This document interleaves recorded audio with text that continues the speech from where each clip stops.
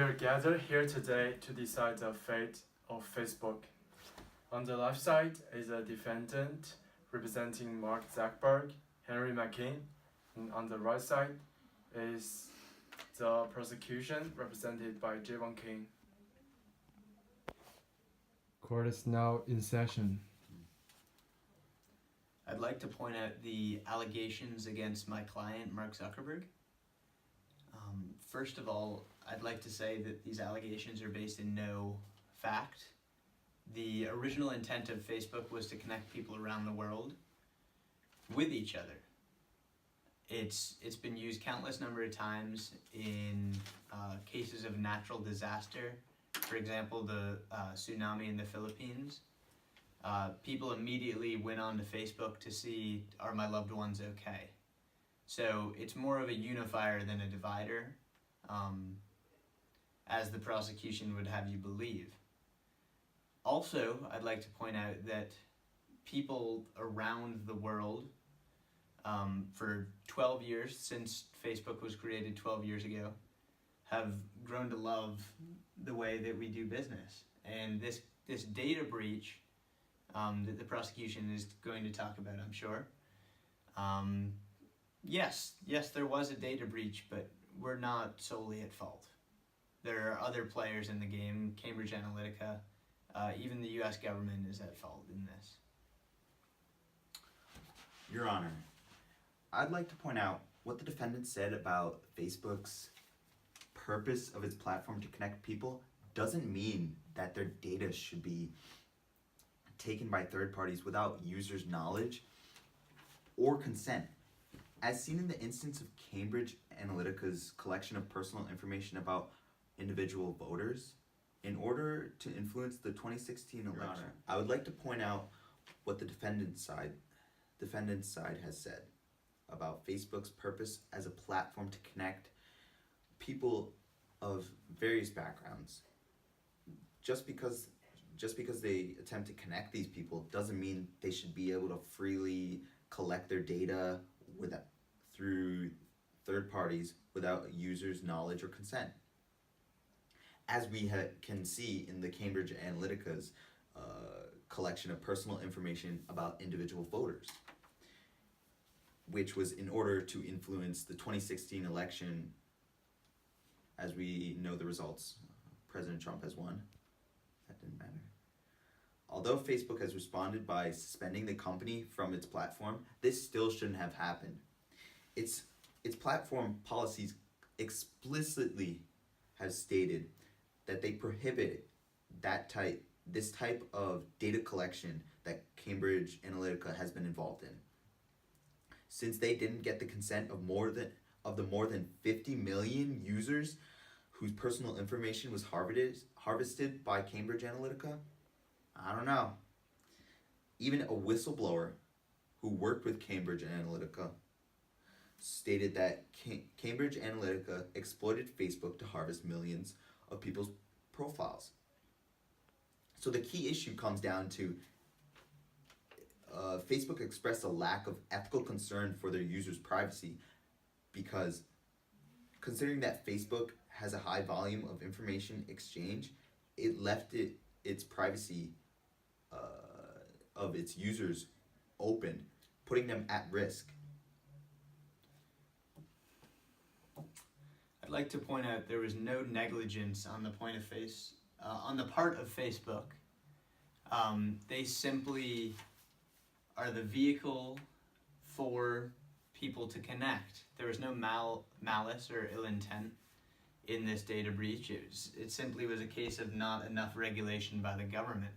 And I think as the US government, you have to survey the landscape of technology, which is ever changing, and step up to the plate and say, hey, there might be a data breach. We need to regulate these companies more strictly. And on the part of Cambridge Analytica, which Facebook agrees with, that just one researcher was the creator of this data breach and harvested the data of, now we're hearing 87 million people's accounts were hacked. And that's on the part of one single researcher. I don't think one bad egg spoils the dozen. I think that that's just one bad egg. Well, Your Honor, I would like to state that although it is the fault of Cambridge Analytica, it is also the fault of Facebook and our government. Because clearly they didn't change their privacy settings so that this instance wouldn't happen. So yes, one bad egg does affect all. And yes, Does it spoil the dozen, though? in the case of Facebook, they collected this data without the user's knowledge and their consent, which is a primary concern in regards to people's personal information. Do you really want another corporation having your personal information and using it for their own personal gain, to gain profits or to store information on you? Do you think that's fair? It's the world we live in now. We're ever connected, no matter where you are. No matter where you are, iPhone knows exactly where you are, even if you have your location settings off. I think it's the same case for technology now, that you can almost expect in the terms of agreement, in the privacy policy, that it's going to mention something about data sharing or using your data that they collect to better the service. And that's the case with Facebook. And one extremely good researcher hacked into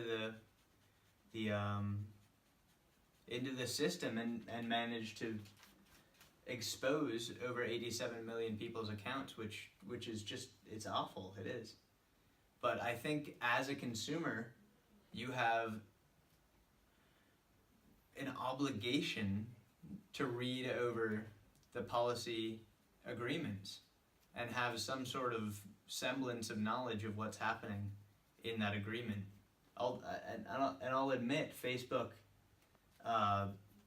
after this breach, has sort of cleaned up their act. They've simplified their policy and privacy agreement.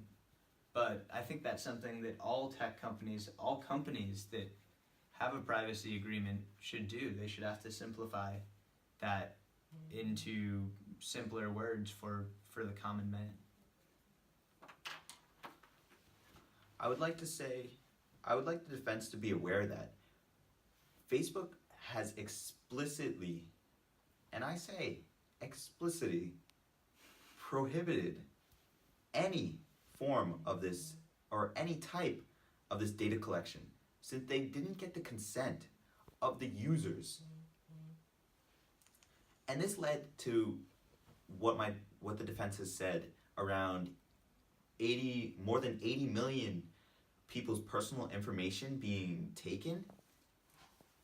And the fact that just because an individual agrees to the terms and conditions, that doesn't mean, oh, we can take your data without you knowing what we're going to do with it. It does mean that we can use your data, though. And think of it this way. Any free service, Google, Facebook, Amazon, unless you're a Prime member, then you have to pay. But any of those services, they're giving you access to that good. To Google, the search engine, they're giving you that.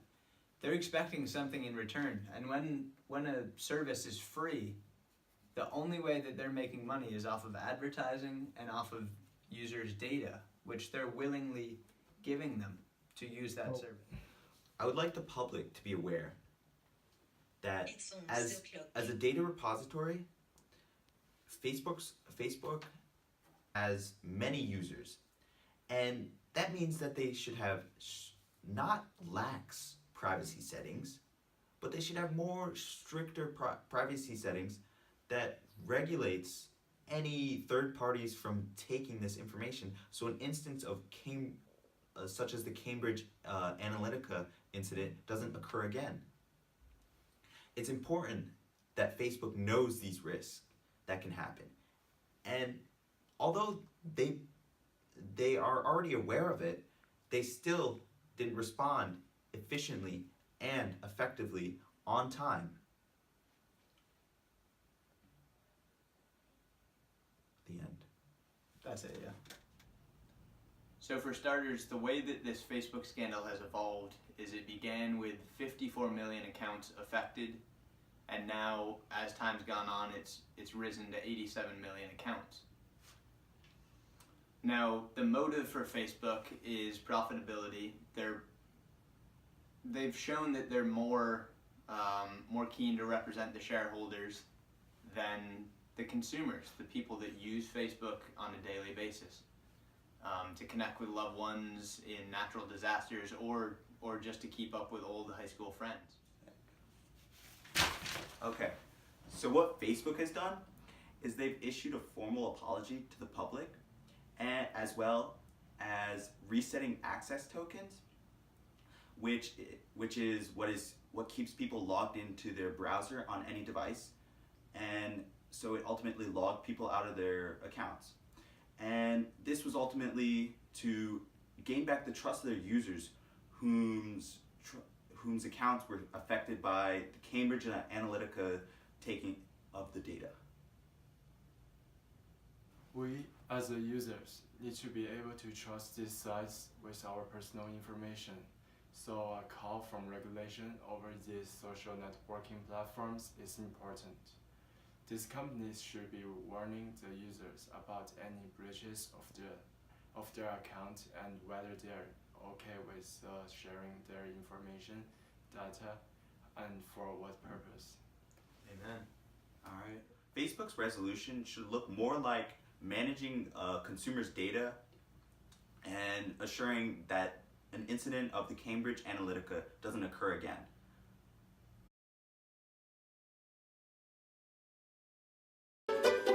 I say this gently.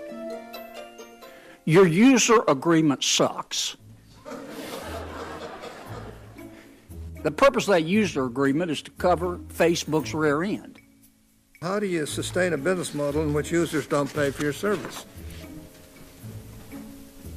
Senator, we run ads. I see. That's great. Whenever a controversy like this arises... What about the part that people are worried about, not the fun part? Well, what's that? Mr. Zuckerberg, would you be comfortable sharing with us the name of the hotel you stayed in last night?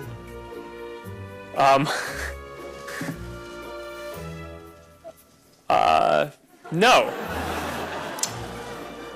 Who's your biggest competitor? Senator, we have a lot of competitors. Who's your biggest?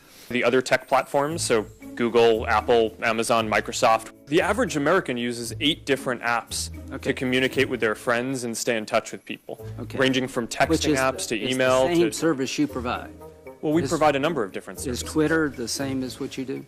It overlaps with a portion of what we do. You don't think you have a monopoly? It certainly doesn't feel like that to me. Are you willing to go back and work on giving me a greater right to erase my data? Senator, you can already delete any of the data that's there or delete all of your data. Are you willing to expand that, work on expanding that? Senator, I think we already do what you're referring to. Are you willing to expand my right to prohibit you from sharing my data? Senator, again, I believe that you already have that control.